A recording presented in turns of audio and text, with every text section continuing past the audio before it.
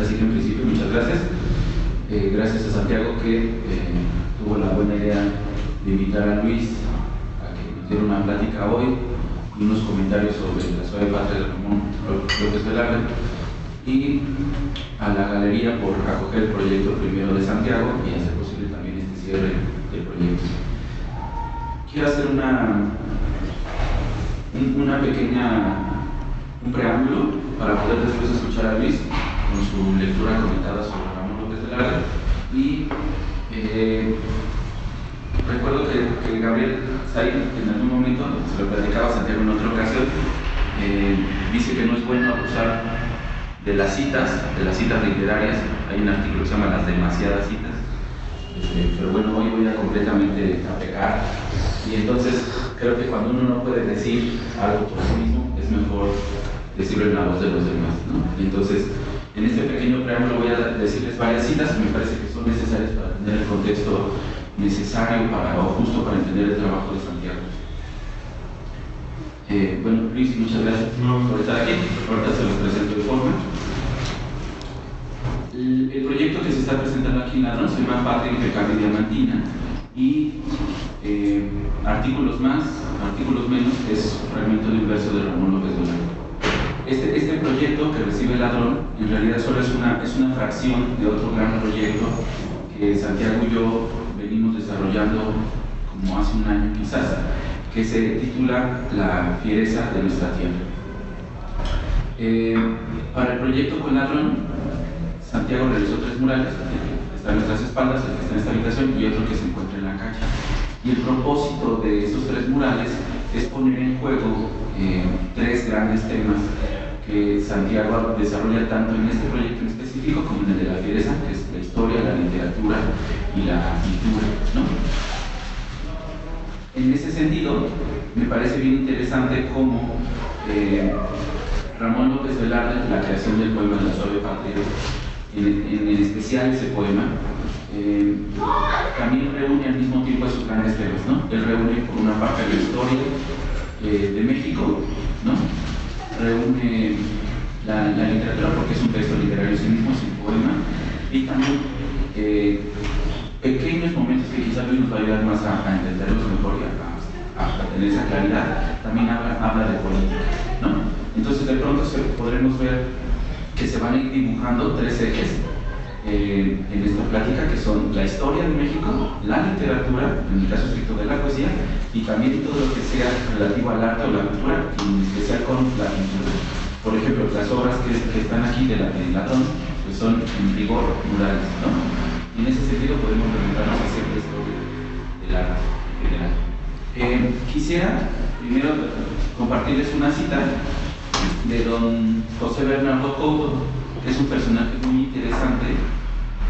Él fue historiador, fue político, fue escritor, y una cosa súper interesante para este espacio y para este cruce de caminos es que es quizás, hasta donde yo he podido investigar, el pionero del comisariado y de la crítica de arte en México, solo que entonces era la Nueva España, ¿no? Don José Bernardo Couto, entre otras cosas, por ejemplo, fue quien tuvo que negociar la pérdida de casi la mitad del territorio mexicano en el gobierno de Santa Anna, por ejemplo. Él es uno de los embajadores ante el gobierno norteamericano y que trata que sea lo menos doloroso posible esa pérdida, ¿no? Pero del mismo modo, por ejemplo, él es la primera persona en la Nueva España y en México entonces que tiene la voluntad de reunir por primera vez la mayor colección de pinturas mexicanas. Aquí traigo este libro que se llama Diálogo sobre la historia de la pintura en México, donde él cuenta cómo trata él, por ejemplo, de desarrollar esa primera colección que va a conformar la Academia de San Carlos, ya con ese nombre incluso. Las funciones de José Bernardo Couto son tan interesantes como desde la vida de Ramón López Velarde, que hace rato les platicaba en corto a algunos de ustedes, como por ejemplo también siendo escritor, en algún momento se involucró con el arte, con la pintura, al ser muy un amigo íntimo de Saturnino Herrán y querer ser el primer marchante de él, ¿no? Sin éxito, ¿no? Como le pasó a un montón de gente también, ¿no? O como Santiago, que es un artista que inicialmente empieza en la pintura, pero que en la actualidad quizá la actividad que más tiene es la de escritura, ¿no? es columnista en la revista Código, escribe ya para otros artistas también. Y lo que me interesa es resaltar cómo de pronto también estos personajes, donde Santiago entraría como un personaje más, no pertenecen a una sola línea de trabajo ni de pensamiento, sino también existe, igual que en el proyecto, un cruce o un entrelazamiento de distintos tipos de investigación o de creación, ¿no? Bueno, entonces, el proyecto general de donde proviene lo que se está presentando en Ladrón se llama La fiereza de nuestra tierra, y proviene de una cita de don Bernardo Couto, que se llama La feracidad de nuestra tierra. Y lo que él quiere hacer es resaltar el carácter de la feracidad en cuanto a naturaleza, la abundancia, la exuberancia, ¿no?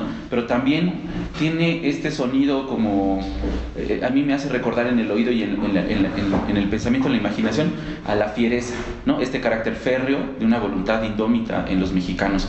Entonces creo que me tiene interesante cómo Bernardo usa la feracidad, y nosotros lo tradujimos como la fiereza de nuestra tierra para hablar, como hoy, de la patria mexicana.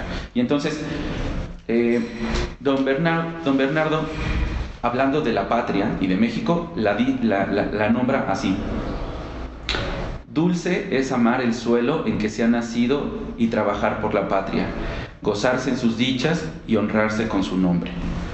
Me parece que esta cita era importante porque justo puede poner de relieve desde dónde se piensa, desde dónde piensa José Bernardo Couto la historia política y pictórica de México, desde dónde piensa Ramón López Velarde su propio devenir poético, pero también en el momento de escribir La suave patria, y del mismo modo Santiago al desarrollar este proyecto, ¿no? Luego hay algo bien interesante, y es que, por ejemplo, José Emilio Pacheco, que es el escritor mexicano que quizás más ha estudiado a Ramón López Velarde, dice muy brevemente en qué consiste históricamente el poema, ¿no? Se los voy a leer. Dice: López Velarde no tuvo esta ambición, refiriéndose a hacer un homenaje a la revolución. Quiso al mismo tiempo conmemorar el primer siglo del México independiente, 1821, lamentar el cuarto centenario de la caída de Tenochtitlán, 1521, y sobre todo reflexionar sobre la realidad íntima, no histórica ni política, del país, una patria íntima. Y esto me parece que es bien interesante, porque mientras que Ramón López Velarde quiere hablar, cuando realiza el poema de 1921 de la suave patria, quiere hablar de estos tres momentos. Quiere hablar del centenario de la independencia, del 400 aniversario de la conquista española, y hablar de la patria que él conoce, que es una patria provinciana, ¿no? Y al mismo tiempo, Santiago, en el proyecto de La fiereza de nuestra tierra, él trabaja con tres grandes cuadros históricos. El primero es la fundación de México Tenochtitlán, anterior a la revisión que hace López Velarde. Después, sí, a diferencia de López Velarde, como cubriendo esos huecos, trabajar sobre la Revolución Mexicana. Y por último, la firma del Tratado de Libre Comercio con América del Norte, que ahora justo está en discusión. Entonces, de la misma manera en que López Velarde quiere en La suave patria trabajar tres ejes distintos de la historia mexicana, a su vez, ¿no?, de manera semejante en el tratamiento, Santiago lo hace con estas líneas muy estrictas, que no tratadas o no directamente por López Velarde, porque ya nos dirá Luis si sí o no es que habla de la Revolución Mexicana y de qué manera es que lo hace. El Telecán sin duda no lo hace, pero ahorita les comentaré algo bien interesante. Aquí lo que sí sale a relucir otra vez son estos tres caminos, que es la historia, la poesía y la pintura, ¿no? Quiero entonces ahora compartirles, por ejemplo, la forma en que distintos personajes han pensado la patria, o cómo es que han nombrado la patria en nuestra historia. Siendo todavía la Nueva España, el primer personaje que escribe poesía en español en la Nueva España es Francisco de Terrazas. Luis, como lo haré después, él estudió letras hispánicas en la Universidad Nacional y nos podrá también quizás decir información más veraz que lo que yo pueda decirles. Pero Francisco de Terrazas hace 400 años es el primer poeta en la Nueva España, ¿no? Y empieza el primer poeta en español. En español, pero en la Nueva España, ¿no? Y el primer verso del primer poema de la Nueva España habla sobre un oro ensortijado, ¿no? Pero lo que yo les quiero decir es otro verso que habla sobre la patria. ¿Cómo se pensaba con este primer poeta en esta tierra? ¿Cómo pensaba la patria?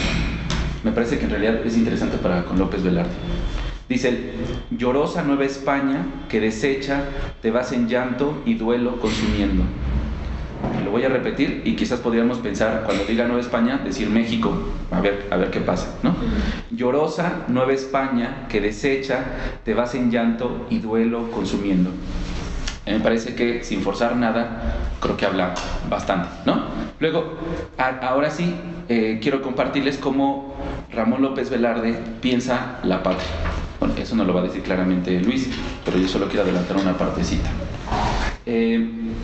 La forma en que lo piensa 300 años después López Velarde es así. Primero empieza a hacer un juego ya, donde nos empieza a hablar, de hecho, de una cuestión política bien importante y cultural. Digo, él no habla del Telecán, pero sí habla de la influencia que él ya nota de la cultura norteamericana en México. Y entonces, en algún momento él dice, por ejemplo, que lo que antes era una calle, después se transformó en una rue, ¿no? Por la influencia francesa con Porfirio y demás. Y dice, y hoy es un street. Me parece que esto es bien importante, como él ya nota lo que antes llamábamos calle, ahora era una rue y ahora es un street. Y va hablando de esta evolución en la cultura, o este mestizaje cultural, ¿no? Pero algo que me parece súper relevante es este párrafo que voy a leer de José Emilio Pacheco. Hace un siglo, desde 1917, Ramón López Velarde leyó en los letreros en inglés el porvenir de México, y desde entonces protestó porque, cita, cada día la piscina de azulejos de nuestros patios entúrbiase con la filtración yanqui. Nos allancamos a gran prisa, bajo la acción de lo feo. Todo acusa que la patria pierde su ritmo esencial, su cuerda primitiva, soporta un riesgo de exterminio. Creo que es bastante claro que hace un siglo él ya estuviera notando estos cambios, ¿no? Como paréntesis, el bisabuelo de Santiago es un personaje también histórico muy relevante, y ya había escrito también, no hace un siglo, pero sí hace 80 años, ¿no? 90 años, escribió también justo el peligro que representaba, yo no digo eso, lo dice él, lo dice López Velarde, el peligro que representaba la influencia de la cultura norteamericana en México. Él ya incluso decía y advertía a su abuelo, su bisabuelo, del peligro de empezar a negociar con Estados Unidos, por ejemplo, ¿no? Es decir, no sé si sea prudente o no leerlo ahora también, por ejemplo, ¿no? O tenerlo en cuenta con lo que está sucediendo. Otro personaje que me parece que es bien interesante, hablando de la patria, para hacer un poco un recorrido histórico, pues es José Emilio Pacheco y la forma en que habla de la patria.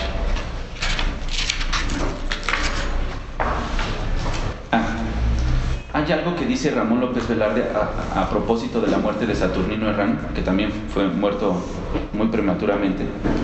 Y entonces lo que dice es Ramón sobre Saturnino, dice José Emilio que bien podría decirse del mismo Ramón, ¿no? Y dice, él, Saturnino o Ramón, amó a su país, pero usando de la más real de las alegorías, puedo asentar que el amante de Herrán fue la Ciudad de México, millonésima en el dolor y en el placer.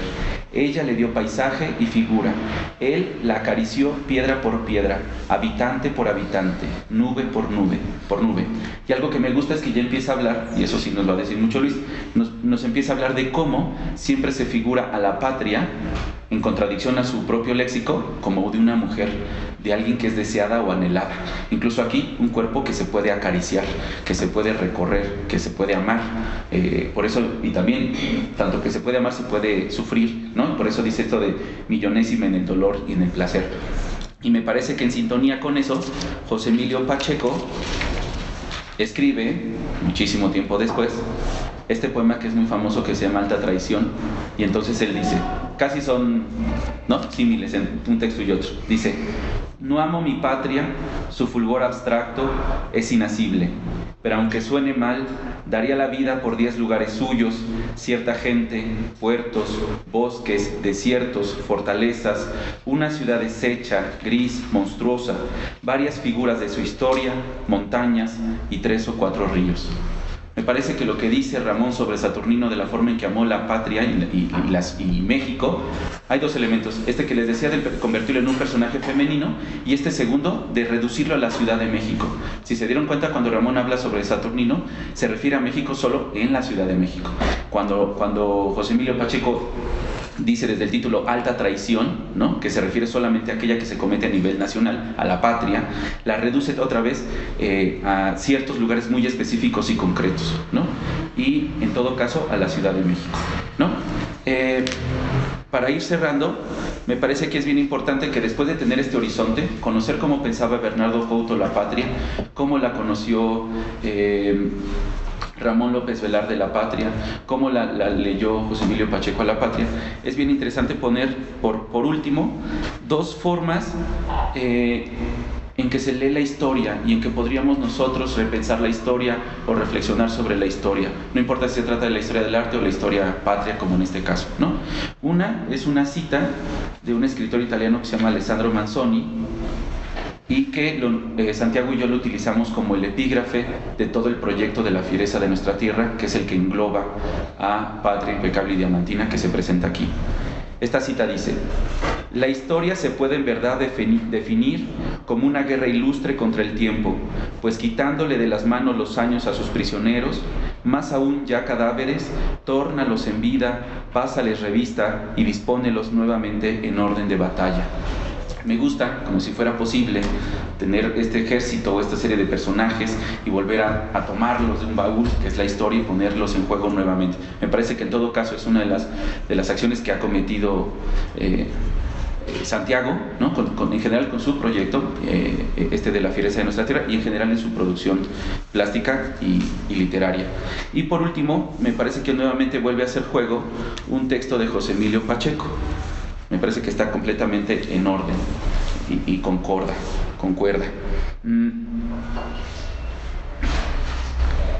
Pensaba cómo es que a Santiago se le ocurre, por ejemplo, al tener el poema de la suave patria, sacar de un texto que diga narco, que diga corrupción, que diga desaparecidos y demás, y que pareciera muy banal en cierto momento decir, eso es un juego que uno haría y ya, ¿dónde está la trascendencia?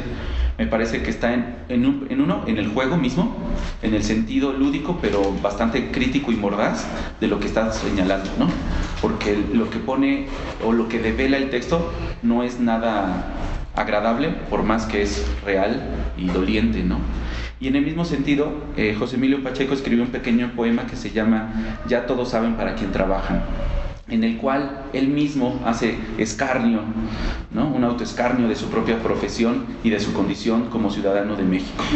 Y sobre todo de la cuestión cultural, creo que es bien importante. Así como López Velarde decía lo de calle, rua y street, así dice José Emilio Pacheco. Traduzco un artículo para Esquire sobre una hoja de la Kimberly-Clark Corp en una antigua máquina Remington. Lo que me paguen irá directamente a las arcas de Gerber, Kellogg's, Procter & Gamble, Nabisco, Heinz, General Foods, Colgate, Palmolive, Gillette y California Packing Corporation. Fin. Es decir, dije, si Santiago está jugando, y podría en otro contexto pensarse que es banal, pues entonces no sé si podamos atrevernos a decir que también José Emilio Pacheco jugaba de manera banal, ¿no? Creo que más bien nos revela una condición muy cierta de la patria. La patria se reduce a hechos muy concretos, a acciones muy concretas, y así la vivimos día a día, ¿no? Por último, quiero terminar señalando tres. Una es una frase de Santiago y las otras dos son los títulos. Me parece que en este sentido a veces los títulos cobran la relevancia casi de mini textos, y a semejanza de las citas que les he compartido, creo que podrían funcionar como estas citas donde Santiago toma y es consciente de toda esta historia literaria, política y plástica de México, para decir en un proyecto que realizó hace ya quizás año y medio, 2 años, donde cada sábado realizaba una comida en la Plaza de la Alhóndiga con los indigentes o los comerciantes de alrededor. Ellos decidían qué menú era, lo preparaban juntos y lo comían juntos. Y entonces Santiago dice, todos cocinamos. ¿Mande? Y con trabajadores sexuales, de todo tipo, en realidad trabajadores, ¿no? Que pudieran estar ahí. O no trabajadores, porque pues el famoso Chapito era tan solo un indigente y un drogadicto de la zona, pero muy amable también. A veces intenso, pero muy amable. Y entonces la frase que Santiago redujo es: todos cocinamos, todos comemos. Me parece que ahí está casi una ars poética de cómo él piensa, por ejemplo, la actividad de un artista en la Ciudad de México o un artista de México. Todos participamos, todos decidimos y todos nos beneficiamos. Luego el segundo es la fiereza de nuestra tierra, de la que les he hablado, que me parece que da muy bien la personalidad o el carácter al proyecto. Y por último, uno que apenas está en marcha, que estamos trabajando en colaboración con varias personas, ¿no? Entre ellos la artista Minerva Cuevas, y es la declaratoria de la intemperie, que me parece que ya es como la parte final, ¿no? Darle una voz a todo aquello que no se oye.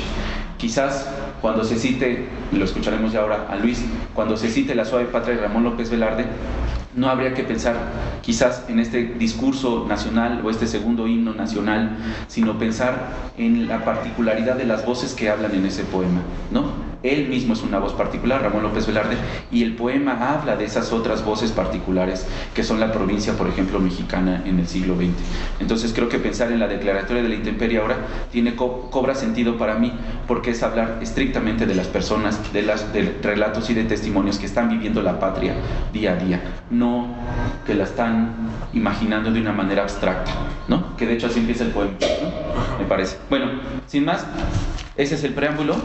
Luis es poeta, es cronista y ahora también es articulista. Sostiene una columna de forma digital en la revista Este País, que trata siempre sobre la literatura infantil y se llama hashtag Lobo con Caperuza. Lobo con Caperuza.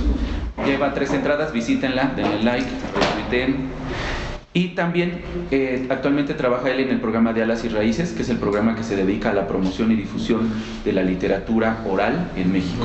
Bueno, de la cultura infantil. De la literatura infantil y oral, ¿no? Particularmente. Pues bueno, gracias a Luis y gracias a usted. No, bueno, gracias Cristian y gracias a Santiago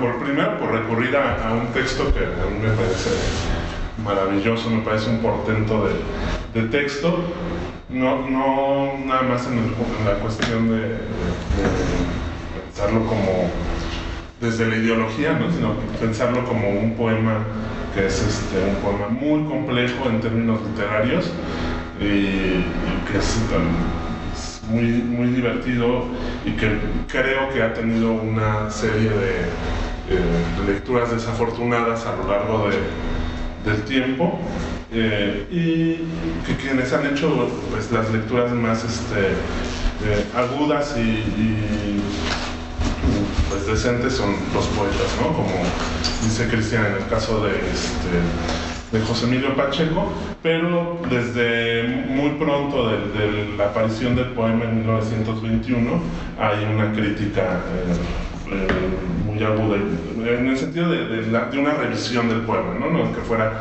criticado. En realidad me parece que la lectura como institucional es una lectura mala porque no encontró.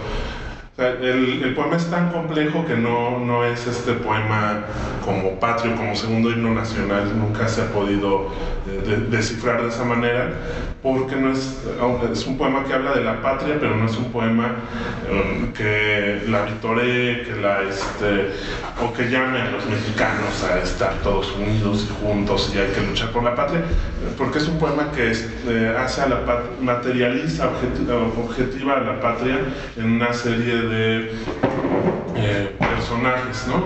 Femeninos además.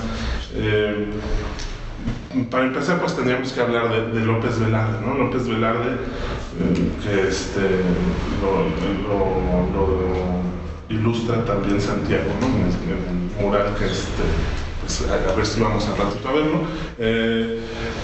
Pues este poeta serio, un tanto mitificado y místico, ¿no? O sea, que al que vemos nada más en fotografías, no conocemos, y bueno, que conocemos a través de sus escritos y a través de lo que se dice de él. López Velarde nace en 1888 en Jerez, es decir, en el profundo la profunda provincia, además la provincia más católica, más recalcitrante del país. Y además en una familia acomodada, ¿no? de esta provincia de Jerez, en Zacatecas. Posteriormente estudia en Zacatecas y posteriormente también a los 12 años entra al seminario. En un momento en que los seminarios tienen una formación bastante sólida en humanidades, ¿no? O sea, López Velarde aprende latín, aprende griego y tiene una lectura muy profunda de los clásicos, y eso se va a notar siempre en toda su poesía. Pero a López Velarde le ganó le ganó el cuerpo y se salió del seminario porque le gustaban mucho las mujeres, pero además, como era un católico pues firme, no podía estar en el seminario y estar enamorando a sus primas. Y bueno, eso se ve muy claro en el poema que hoy nos convoca. Es un poema que tiene una carga erótica innegable y además que está presente en todo momento, no solo en el erotismo de la atracción física y de la alabanza hacia la mujer, sino porque es un poema muy sensorial, ¿no? Es un poema y además ahí en ese sentido es muy modernista, ¿no? Es un poema muy plástico que, insisto, toda esta plasticidad, todo este erotismo lo alejan de la lectura nacionalista que se le ha querido dar desde Vasconcelos, ¿no? O sea, que en el plan nacionalista posrevolucionario quisieron acoger a la suave patria, se la acogieron, ¿no? Pero quisieron acoger al poema como texto fundacional, como este texto que todos los mexicanos nos deberíamos saber. Y como es un poema complejo, como no es un poema, obviamente tiene una carga ideológica, pero no es un poema ideológico, es un poema revolucionario en el sentido de que busca en la poesía, ¿no? Pero no es un poema pro revolución mexicana, muy por el contrario, ¿no? Y lo dice López Velarde en varios momentos en La Suave Patria. Algo de lo que busca en La Suave Patria es resaltar la provincialidad, ¿no? La idea de que en la provincia están los arraigos de la patria y que la modernidad, que es lo que representa la revolución, en realidad está pues destruyendo a esta idea de patria, ¿no? Está terminando con estas mujeres de rebozo, está terminando con pues con esta mujer que tendríamos en la idea provinciana, especialmente del Bajío, ¿no?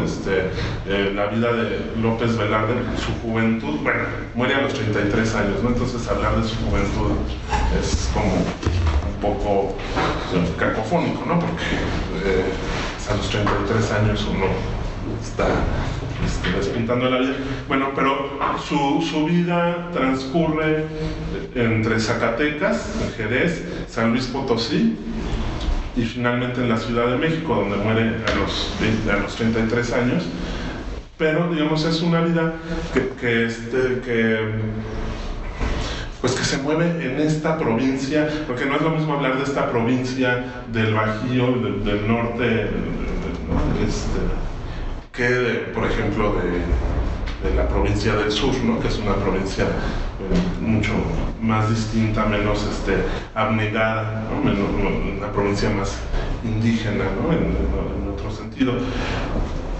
Y bueno, ¿qué es La Suave Patria? Ya lo dijiste hoy, ¿no?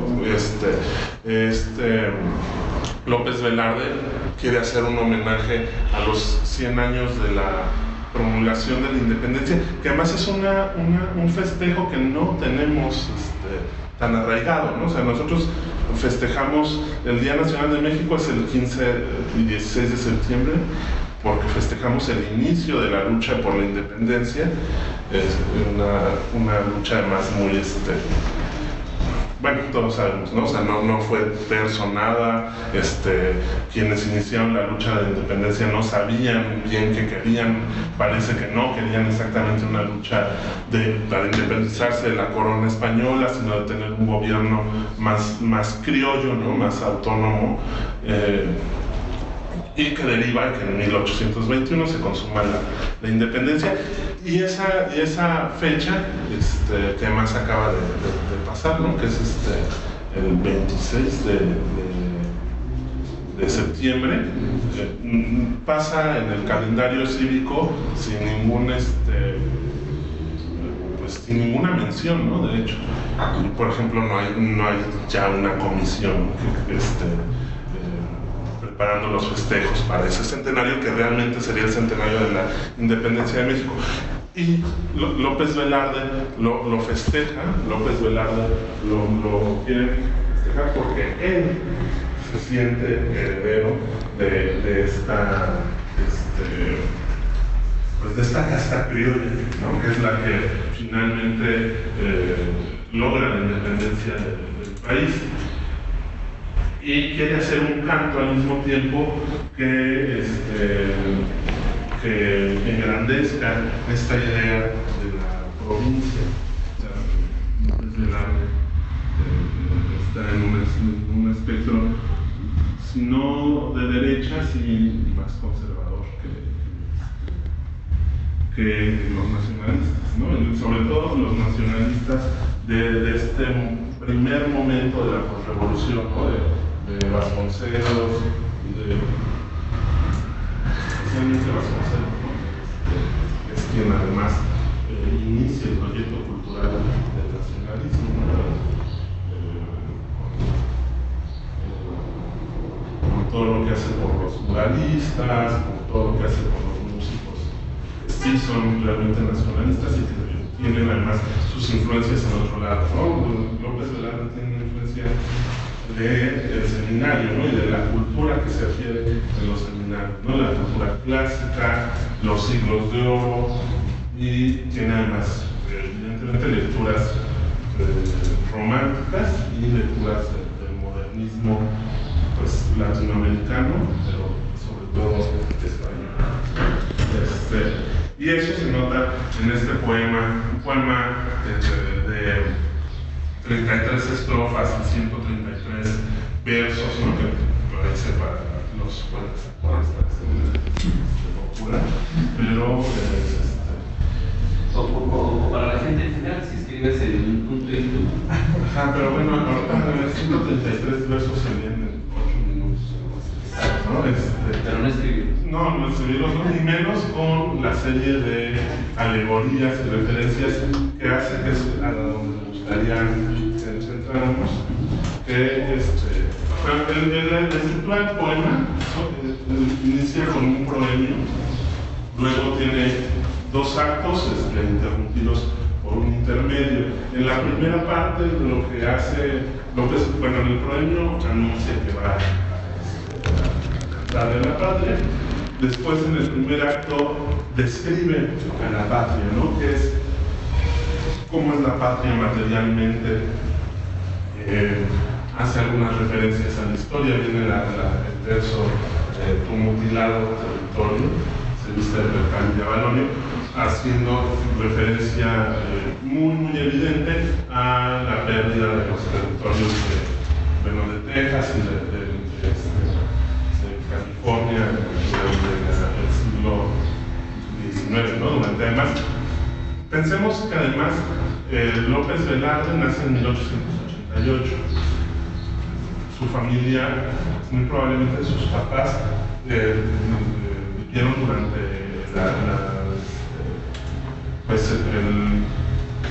la guerra con Estados Unidos, ¿no? Entonces, son personas que tienen muy fresca el recuerdo de la mutilación del territorio.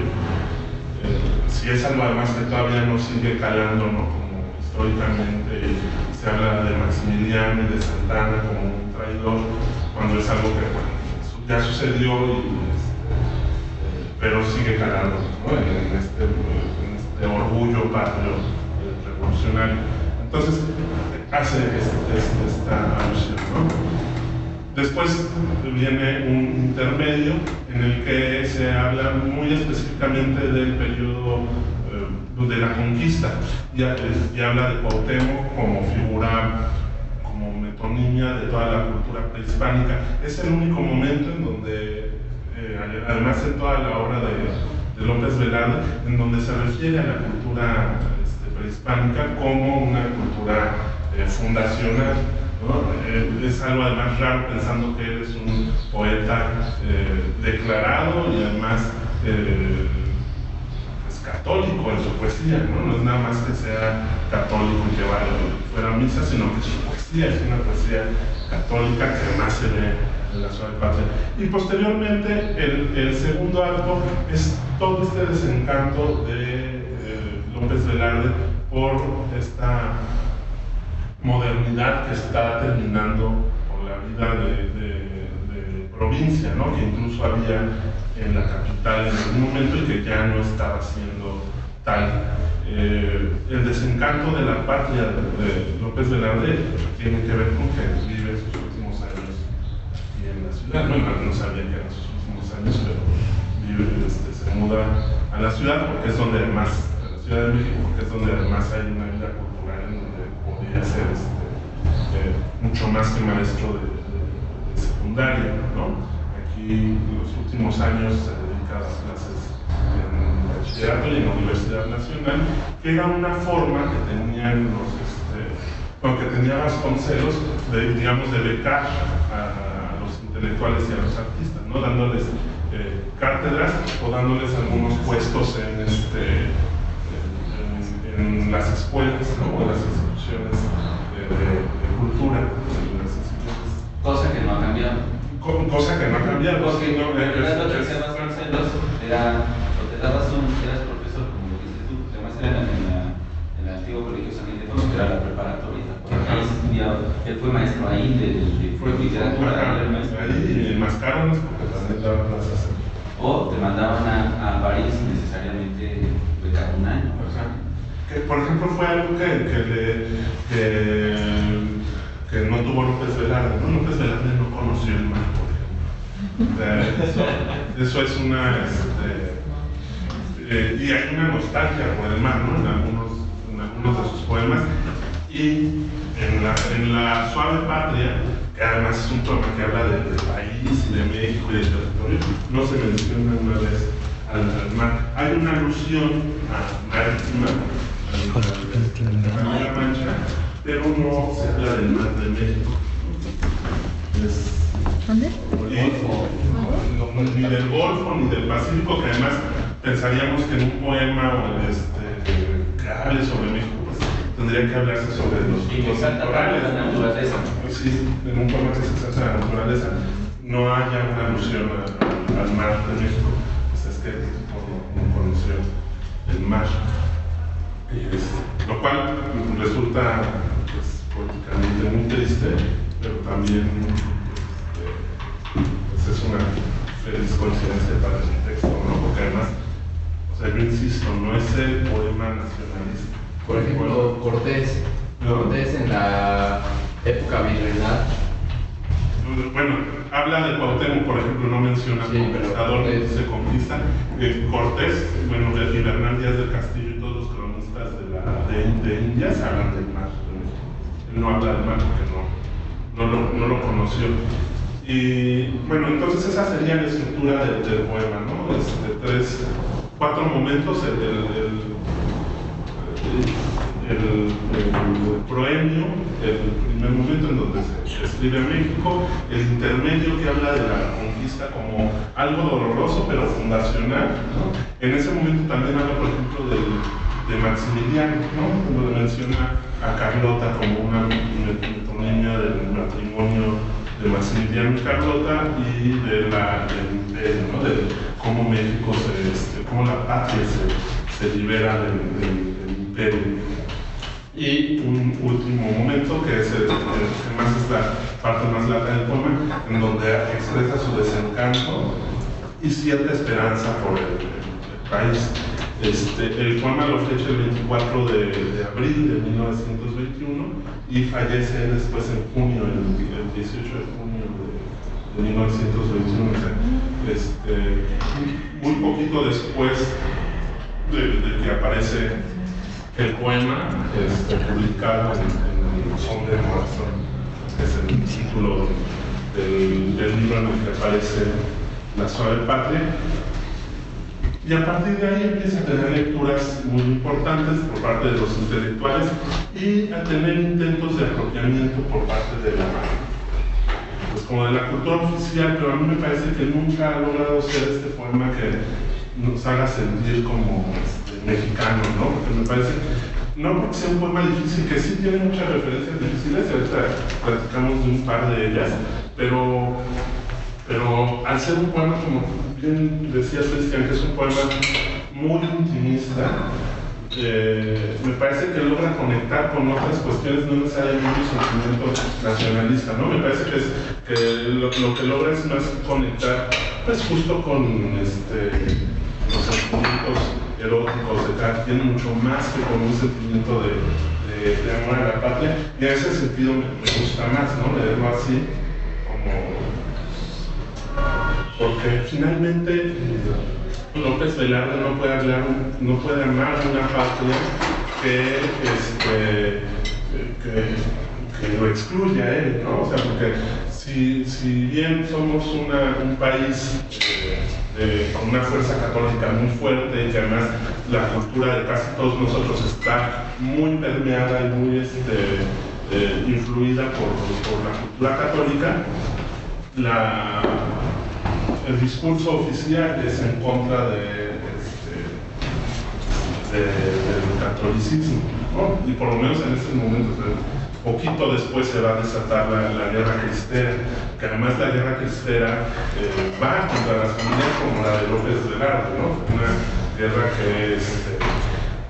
que sí tiene tintes ideológicos y religiosos, pero que tiene detrás de sí a la reforma agraria, que es destruir los latifundios para que el pueblo no tuviera, idealmente, o sea, no fue así la reforma agraria tampoco, pero, por ejemplo, a la familia de López Velarde le hubieran expropiado sus tierras en Zacatecas, porque las tenían, ¿no?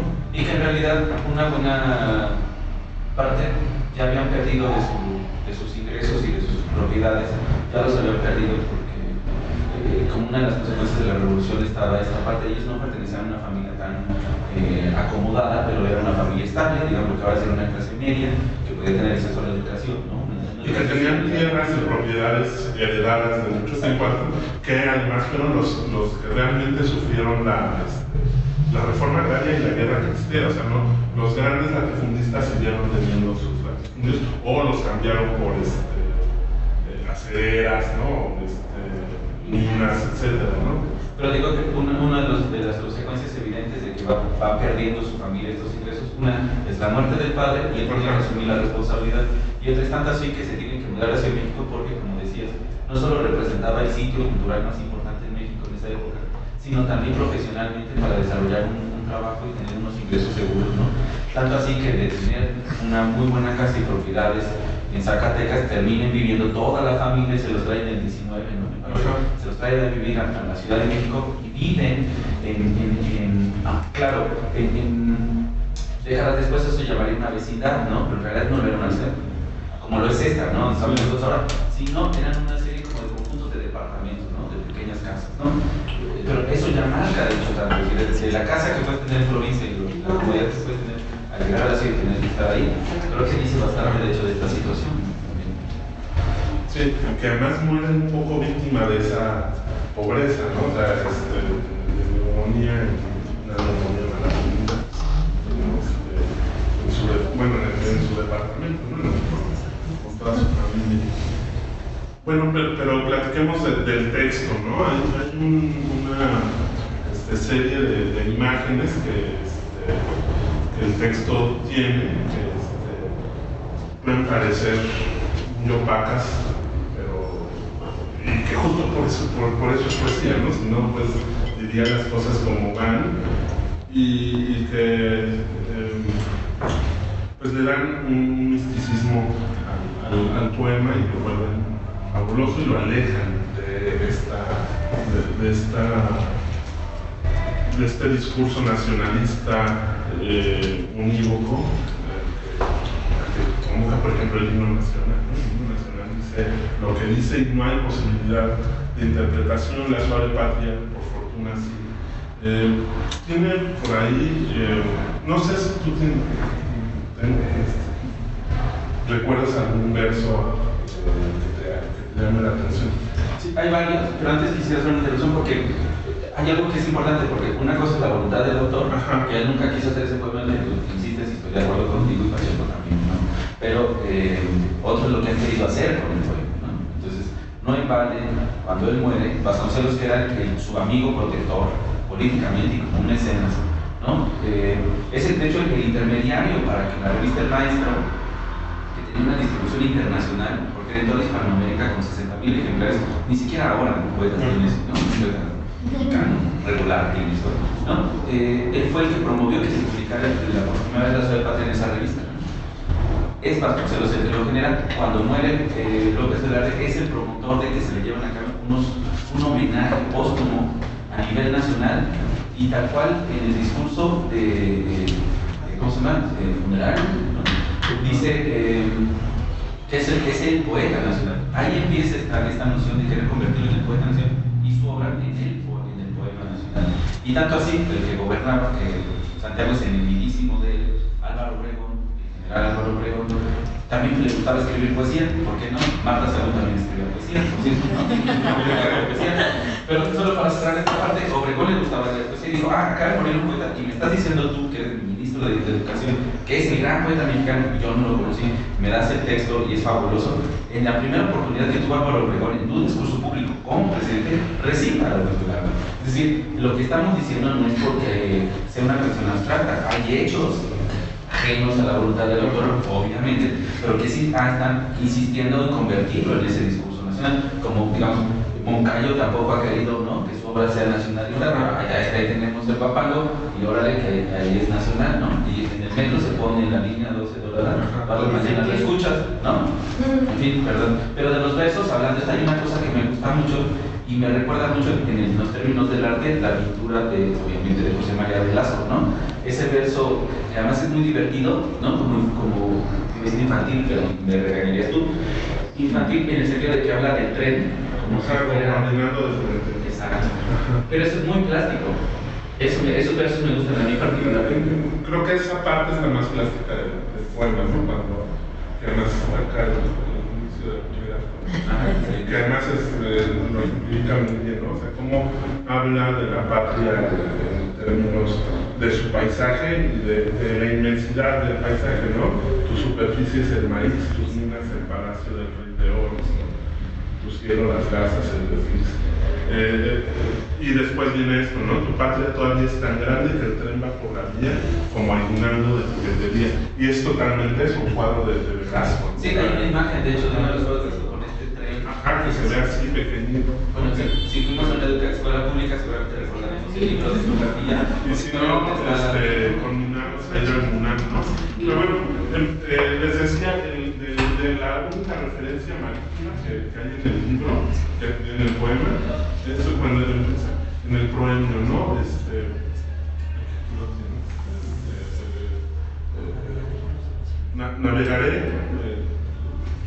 Navegaré por las olas civiles con remos que no pesan, porque van como los brazos del correo Chuan, que remaba la Mancha con fusiles, que es una referencia lejanísima para la mayoría de los lectores, y que se va a Francia, ¿no?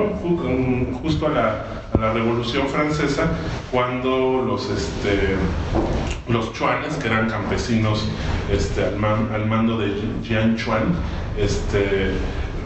pasaban el Canal de la Mancha remando con los fusiles para hacer más ligera su embarcación, ¿no? O sea, para no llevar los fusiles y los remos, entonces rimaban con fusiles, ¿no? Entonces habla él aquí, ¿no? De ser ligero, ¿no? Para hablar de la patria. Esa es digamos, una de las primeras referencias medio oscuras, que además por eso no es el poema de la patria, ¿no? El poema que los revolucionarios decían que fuera de la patria.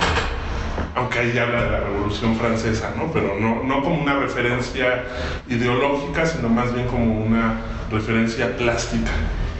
Y en realidad ahora hablaríamos en términos actuales como de un texto que está lleno de hipertextos, ¿no? Totalmente. O sea, José Emilio Pacheco dedica todo un ensayo a explicar el léxico que ya en su momento, hace 30 años, ya no se comprendía. O sea, nosotros ahora tenemos que hacer, no sé, 5 o 6 ensayos de esos para terminar de explicar otra. Entonces al final decía, ya al final no va a haber, como pasa con el Quijote en las ediciones críticas, que lees una línea del Quijote y 3 páginas después son notas al pie, ¿no? Es un texto ya inconmensurable, ¿no? Pero es una realidad también, porque el lenguaje se va en desuso, y otra, las referencias que también tienen no son nuestras referencias. Sí, yo quisiera referirme a algunas, ¿no? También para no hacer acá la glosa del poema, pero algunas que me llaman mucho la atención y me parecen divertidas, además, ¿no? Dice: sobre tu capital cada hora vuela, ojerosa y pintada en carretera. Y es un poema, un par de versos que pues, suenan bonito, ¿no? Pero que tienen su origen en la carretela, ¿no? En un cochecito que así se llamaban originalmente los taxis aquí en la Ciudad de México, en la incipiente Ciudad de México de principios del siglo XX. En el que en estos taxis subían las prostitutas de altos vuelos, y más o menos cada hora aparecían dando la vuelta por Plateros, que es hoy la calle de Madero. Entonces era la forma en que se anunciaban, ¿no? Se promocionaban, ¿no? Las prostitutas más caras, ¿no? Entonces daban la vuelta, y entonces contrapone un poco a la mujer devota de la provincia contra las mujeres de la ciudad, ¿no? Contra el vicio que sucede en la ciudad, ¿no? Y es una referencia que, si no leen a Novo o a otros cronistas de la ciudad, pues pasa ahí, ¿no? Y suena, es muy sonora, y además la imagen de que la hora vuele, ¿no? Ojerosa, ¿no? Cansada, en algún cochecito por ahí, es bonita, ¿no? De por sí, pero con esta información se vuelve mucho más fuerte, ¿no? Y además se comienza a entender el desencanto de López Velarde por la vida en la capital y por la modernidad, ¿no? Por el vicio que la modernidad tiene. Me parece que hay otros versos que son interesantes, que se suman a ese, que es cuando habla de la posición que asumían las prostitutas cuando estaban en descanso, diciendo: me estoy tomando, José Emilio Pacheco dice, era el famoso break coffee, ¿no? Estoy tomando un descanso en lo que reinicio mi siguiente faena, ¿no? Y entonces tienen su puerta solamente cerrada abajo, abierta arriba, como si fuera una ventana, y ellas entornándose, ¿no? Que ese es un verso que no se entendía, lo entornaba. Que hay fotos, ¿no? de las prostitutas de la Merced en principios de siglo, con la puertecita, como de nada más la parte de abajo de la puerta, y ellas pues entornadas. Entornadas, pero si no se entiende la referencia del lugar y demás, también podría parecer más provinciano en el sentido de una mujer en un balcón, quizás, y no, la imagen no se corresponde, pero en absoluto, ¿no? Y la otra que me gusta mucho en la parte erótica con las prostitutas es la de la cadera bisiesta, que a mí me parece que además es un piropo muy lindo. Es decir, una mujer tiene una cadera bisiesta, cuando lo dice se refiere a que hay un mayor placer, un doble placer, ¿no? Porque hay un poquito más que lo usual. Y que además que se repite poco. Sí, exacto, sí. Pero son buenas esas pequeñas como delicadezas de... Luego, bueno, a ver, hay hay una parte que es muy Si quieres, dinos esa y luego, si quieres, ahora sí leemos el texto. Bueno, nos lo dices. Sí, por favor. Bueno, es que viene lo del trueno. ¿Dónde viene lo del trueno? La última estrofa del primer acto, que es: trueno de temporal, oigo en tus quejas crujir los esqueletos en parejas. Podría sonar a una alusión a la muerte, pero a mí me parece, y me gusta más y es más divertido pensar o sea, los esqueletos, pues los esqueletos muertos, inertes, sin vida, pues no crujen, ¿no? Entonces, pero él habla pues de las parejas, ¿no? Crujiendo juntas, ¿no? Haciendo crujir sus esqueletos juntos, ¿no? Oigo lo que se fue, ¿no? El pasado, lo que aún no toco, el futuro, y la hora actual con su vientre de coco. La hora actual con su vientre de coco. Entonces, ¿cómo se escucha un coco?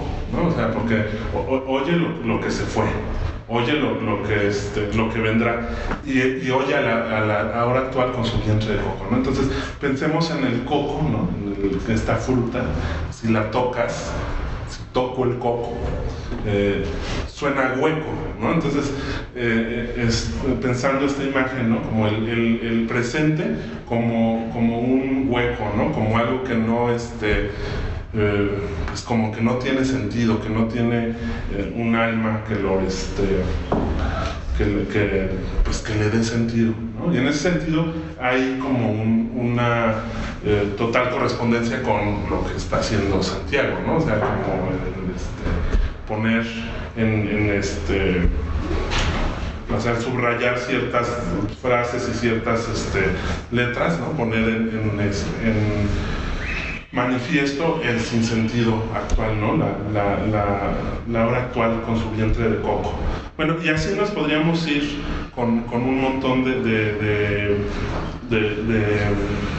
referencias. Yo solo haría una más para platicar un poquito con ustedes, y que es donde hay un par donde se nota totalmente el catolicismo de López Velarde, no solo que sea un catolicismo que tenga referencias católicas, sino que es un catolicismo militante que cree que el país tiene que ver con el catolicismo.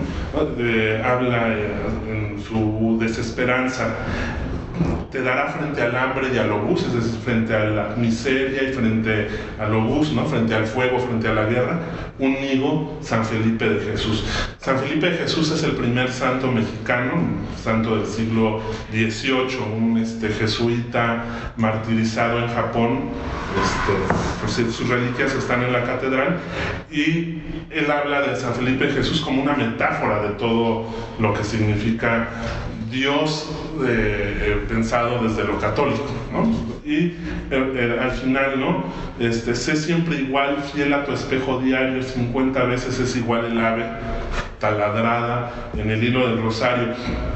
Cuando se reza el rosario se dice 50 veces el Ave María, y el Ave María es siempre igual, ¿no?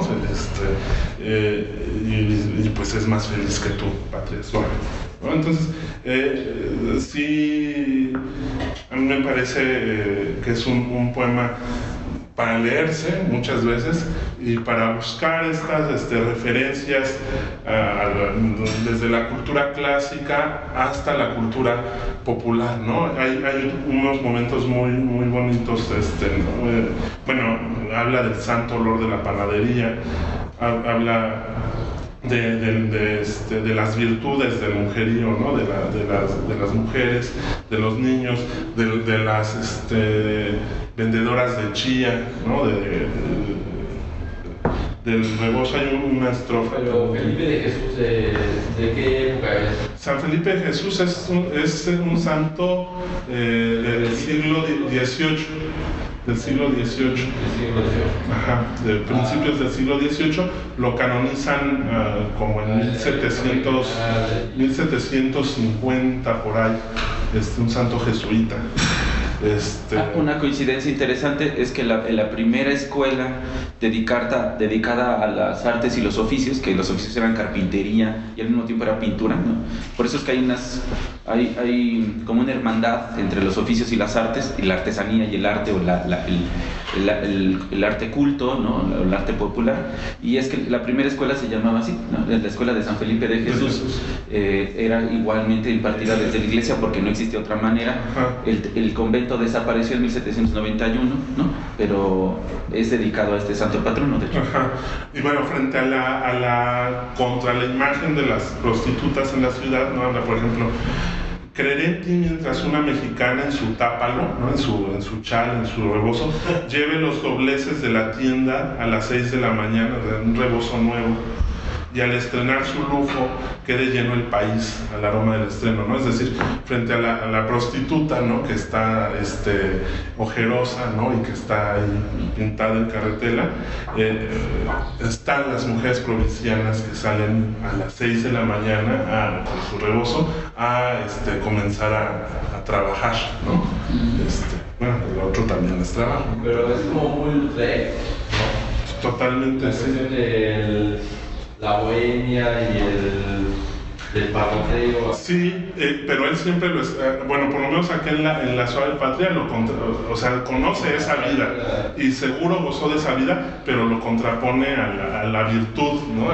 de las mujeres pero además no del todo, porque él no tenía la libertad como persona y como autor, que en su caso prácticamente es lo mismo, para permitirse justo dedicarse de tiempo completo, por ejemplo, a sus placeres, porque desde su visión católica eso en realidad era castigado. La bohemia de los pintores, claro. Sí y no, porque en realidad no llevaba una vida bohemia. Él tenía una vida sexual reprimida, importantísima, pero no lleva una vida de bohemia como tal. Y la vida de bohemia que él lleva en todo caso es más de una tertulia de café, lo cual no se asemeja para nada a la bohemia parisina de inicios del siglo XX, que de verdad no solo es el consumo del alcohol, que ahora eso es algo más que cotidiano y rutinario, sino al consumo de drogas, ¿no? El opio y demás. Eso es la bohemia parisina. En realidad hay una gran diferencia. Es bastante timorato, ¿no? Sí, bastante recatado. Sí, no. Yo creo que debió haber conocido. No hay episodios, por ejemplo, no hay episodios de una borrachera o de un desfiguro, no creo que se lo hubiera podido permitir. Porque era amigo de ruelas y de tablada. Sí, pero de vista, de oídas. No. ¿Quieres decir el texto? Sí, bueno, si no quieren comentar algo más. Yo pensaba que leyéramos el poema. Perfecto, y después lo comentan. Sí. Nada más quiero leerles, antes de leer el texto, una parodia que se hizo en 1996 y que además es que si no tuviera resonancia actual el texto, no se podrían hacer este tipo de cosas, ¿no? Y en el 96, en la jornada, en la edición del 28 de noviembre, del Día de los Inocentes, publicaron una nota que se descubre un poema inédito de López Velarde. Y no les leo la nota, pero les leo los 4 estrofitas. Yo que nunca confié de la asombrosa capacidad del grupo que gobierna, me rectifico con disculpa tierna, para lavar la táctica rumbosa que préstamos pidió fajo tras fajo, hasta volver el peso un estropajo. Circularé por entre los meca con pulmones sintéticos que harán que al respirar me sienta Superman, y al mutar de garganta no haga mueca, afirmaré con ánimo expiatorio: la patria vive, pero en velorio. Pretty patria, acepta que te alabe con tus quizás, un puequé y un quién sabe. En su nicho feliz tus diligencias ni ven ni escuchan a sus adversarios, ellas nomás reclaman incensarios, y al cabo tú quedas en urgencias.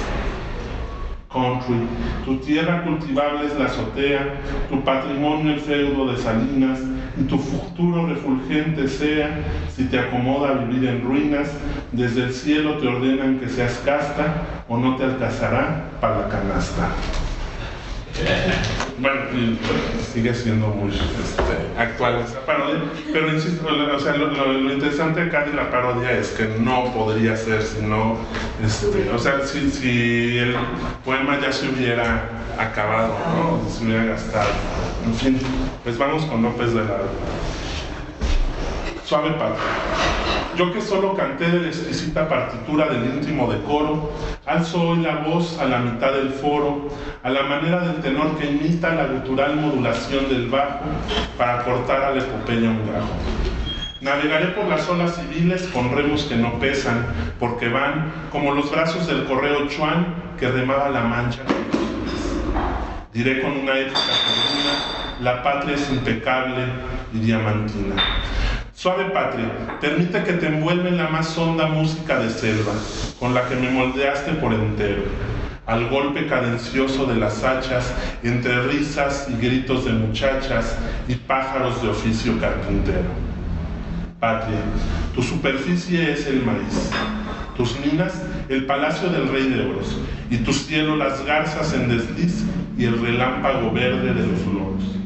El niño Dios te escrituró un estado, y los veneros de petróleo, el diablo. Sobre tu capital, cada hora vuela, ojerosa y pintada en carretela, y en tu provincia del reloj en vela, que rondan los palomos colipavos, las campanadas caen como centavos. Patria, tu mutilado territorio se viste de percal y de avalorio. Suave patria, tu casa todavía es tan grande que el tren va por la vía como aguinaldo de juguetería. Y en el barullo de las estaciones, con tu mirada de mestiza, pones la inmensidad sobre los corazones. ¿Quién en la noche que asusta a la rana no miró antes de saber del vicio, del brazo de su novia, la galana pólvora de los fuegos de artificio? Suave patria, en tu tórrido festín luces policromías de delfín, y con tu pelo rubio se desposa el alma equilibrista, chuparrosa, y a tus dos trenzas de tabaco sabe ofrendar aguamiel toda mi briosa raza de bailadores de jarabe. Tu barro suena a plata, y en tu puño su sonora miseria es alcancía. Y por las madrugadas del terruño, en calles como espejos, se vacía el santo olor de la panadería. Cuando nacemos, nos regalas notas, después un paraíso de compotas, y luego te regalas toda entera, suave patria, alacena y pajarera. Al triste y al feliz dices que sí, que en tu lengua de amor prueben de ti la picadura del ajonjolí. Y tu cielo nupcial que cuando truena de deleites frenéticos nos llena, trueno de nuestras nubes que nos baña de locura, enloquece a la montaña, requiebra a la mujer, sana al lunático, incorpora a los muertos, pide el viático y al fin derrumba las madererías de Dios sobre las tierras labrantías. Trueno de temporal oigo en tus quejas, crujir los esqueletos en parejas. Oigo lo que se fue, lo que aún no toco, y la hora actual con su vientre de coco. Y oigo en el brinco de tu ida y venida, oh trueno, la ruleta de mi vida. Cuauhtémoc, joven abuelo, escúchamelo arte, único héroe a la altura del arte. Anacrónicamente, absurdamente, a tu nopal inclínase el rosal. Al idioma del blanco tú lo imantas y es surtidor de católica fuente, que de responsos llena el victorial zócalo de cenizas de tu planta.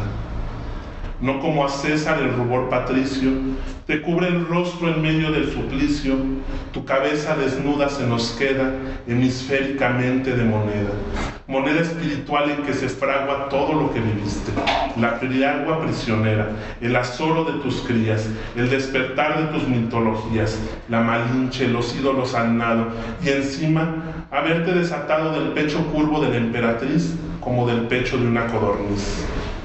Suave patria, tú vales por el río de las virtudes de tu mujerío. Tus hijas atraviesan como hadas o destilando un invisible alcohol, vestidas con las redes de tu sol, cruzan como botellas alambradas. Suave patria, te amo no cual mito, sino por tu verdad de pan bendito, como niña que se asoma por la reja, con el cuello subido hasta la oreja y la falda bajada hasta el huesito. Inaccesible al deshonor floreces. Creeré en ti, mientras una mexicana en su tápalo lleve los dobleces de la tienda a las 6 de la mañana y al estrenar su lujo quede lleno el país del aroma del estreno. Como la sota moza, patria mía, en piso de metal vives al día, de milagro como la lotería. Tu imagen, el Palacio Nacional, con tu misma grandeza y con tu igual estatura de niño y de dedal. Te dará frente al hambre y al obús un higo, San Felipe de Jesús. Suave patria, vendedora de chía, quiero raptarte en la cuaresma opaca, sobre un garañón y con matraca y entre los hilos de la policía. Tus entrañas no niegan un asilo para el ave que el párvulo sepulta en una caja de carretes de hilo. Nuestra juventud, llorando oculta, dentro de ti el cadáver hecho poma de aves que hablan nuestro mismo idioma. Si me ahogo en tus julios, a mí baja, desde el vergel de tu peinado denso, frescura de rebozo y de tinaja. Y si tirito, dejas que me arrope en tu respiración, azul de incienso y en tus carnosos labios de rompope. Por tu balcón de palmas bendecidas el domingo de Ramos, yo desfilo lleno de sombra porque tú trepidas. Quieren morir tu ánimo y tu estilo, cual muriendo se van las cantadoras que en las ferias, con el bravío pecho empitonando la camisa han hecho, la lujuria y el ritmo de las horas. Patria, te doy de tu dicha la clave, sé siempre igual, fiel a tu espejo diario, 50 veces es igual el ave, taladrada en el hilo del rosario, y es más feliz que tú.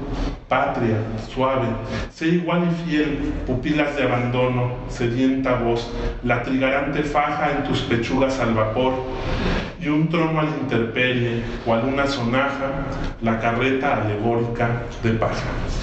Pues ese es Ramón López Velarde, Suave Patria.